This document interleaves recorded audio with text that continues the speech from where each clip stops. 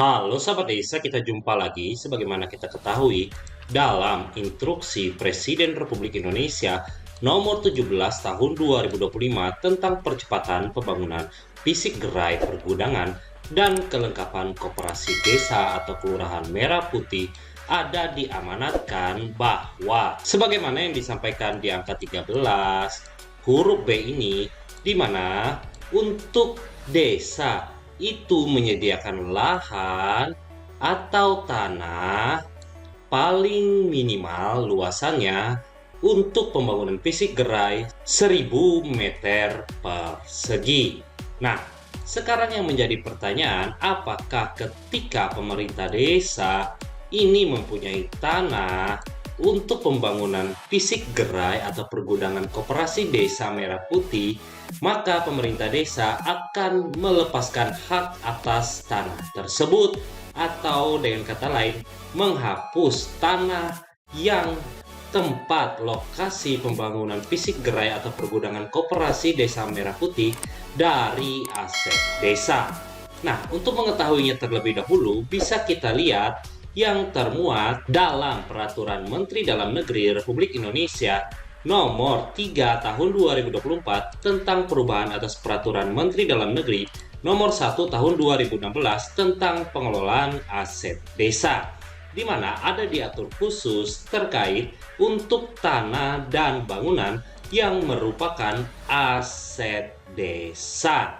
Ada dikatakan pada pasal 25 ini, dikatakan bentuk pemindah tanganan aset desa meliputi yaitu tukar-menukar penjualan.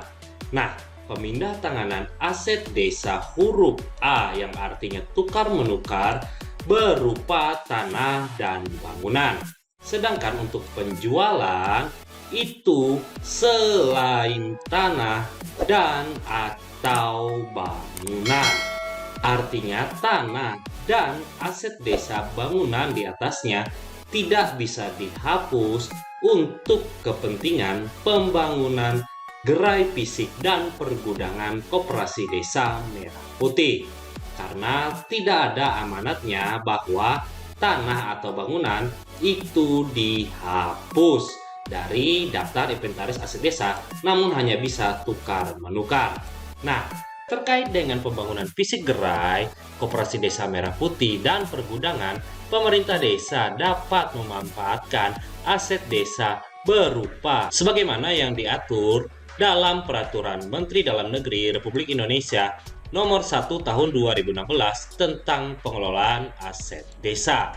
Nanti pemerintah desa dengan pengurus koperasi dapat melakukan pemampatan pengelolaan aset desa berupa sebagaimana yang disampaikan pasal 1 angka 12 ini, pinjam pakai, yang artinya pemampatan aset desa berupa tanah itu nanti akan dipinjamkan kepada pengurus koperasi dalam jangka waktu tertentu tanpa menerima imbalan.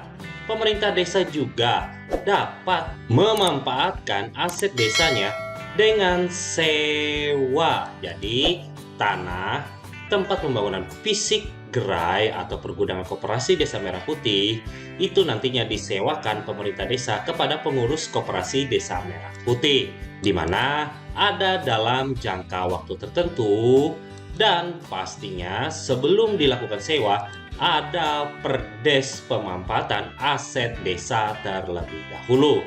Berikutnya, pemerintah desa juga dapat melakukan bangun guna serah atau bangun serah guna terhadap aset desa yang akan dimanfaatkan koperasi desa Merah Putih untuk pembangunan gerai atau pergudangannya, di mana bangun guna serah atau bangun serah guna ini disampaikan masing-masing pengertiannya dalam pasal 1 angka 14 sampai 15 ini.